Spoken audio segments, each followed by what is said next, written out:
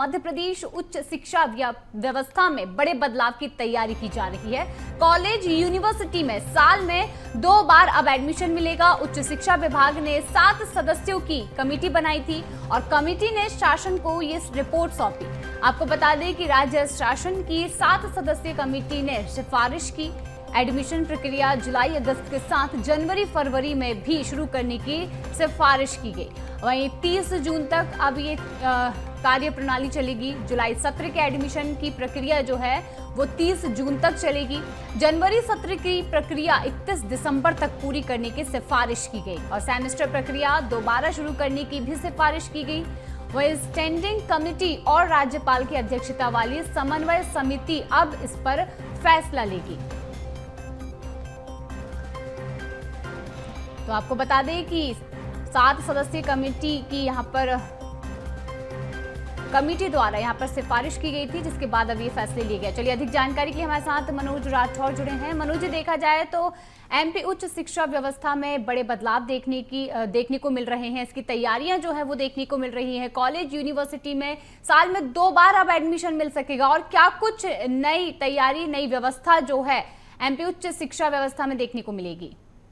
जी बिल्कुल, उच्च शिक्षा विभाग के द्वारा जो है एक समिति का गठन किया गया था। इस समिति ने अपनी सिफारिशें जो है वो विभाग को सौंपी और इस सिफारिशों के तहत कॉलेज और यूनिवर्सिटी में साल में 2 बार एडमिशन की प्रक्रिया करने की सिफारिश की गई थी। यही कारण है कि जो सिफारिश थी अब उस विभाग ने स्टैंडिंग कमेटी और राज्यपाल की अध्यक्षता वाली समन्वय कमेटी को भेज दिया, यानी वहां से इस पर फैसला लिया जाएगा। हरी झंडी मिलती है तो इस व्यवस्था को उच्च शिक्षा के क्षेत्र में लागू किया जाएगा और इस सिफारिश के तहत एडमिशन प्रक्रिया जुलाई अगस्त के साथ जनवरी फरवरी में भी शुरू हो सकेगी। जुलाई सत्र के एडमिशन प्रक्रिया 30 जून तक और जनवरी सेशन की जो प्रोसेस है वो 31 दिसंबर तक पूरी की जा सकेगी। ये सिफारिशें की है। इसके अलावा सेमेस्टर प्रक्रिया दोबारा शुरू करने की एक बड़ी सिफारिश भी यहाँ पर की गई है, क्योंकि शिक्षा व्यवस्था में सुधार के लिए अक्सर ऐसी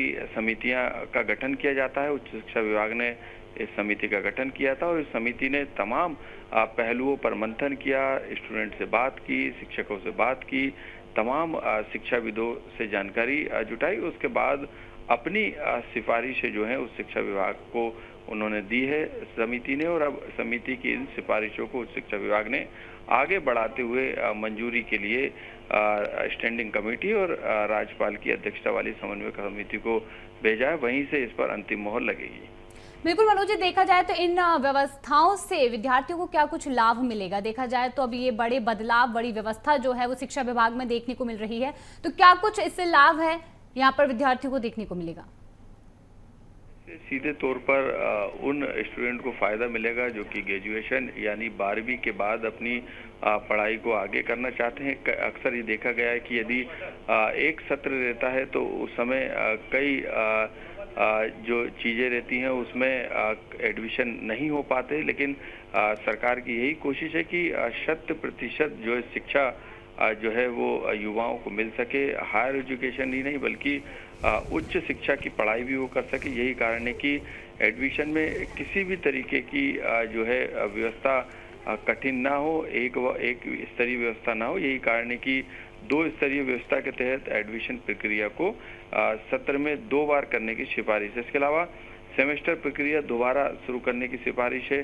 तो ये सिफारिश है इसलिए स्टूडेंट के लिए लाभकारी बताई जा रही है ताकि इससे कोई जो स्टूडेंट है वो वंचित ना रहे हायर एजुकेशन से, और साथ में शिक्षा व्यवस्था की जो सिस्टम है उसको भी मजबूत किया जा सके। बिल्कुल, देखा जाए तो उच्च शिक्षा विभाग द्वारा ये बड़ा बदलाव, बड़ी व्यवस्था यहाँ पर विद्यार्थियों के लिए की गई है और बिल्कुल इससे जरूर विद्यार्थियों को फायदा मिलेगा। चलिए, तमाम जानकारी के लिए मनोज जी बहुत बहुत धन्यवाद।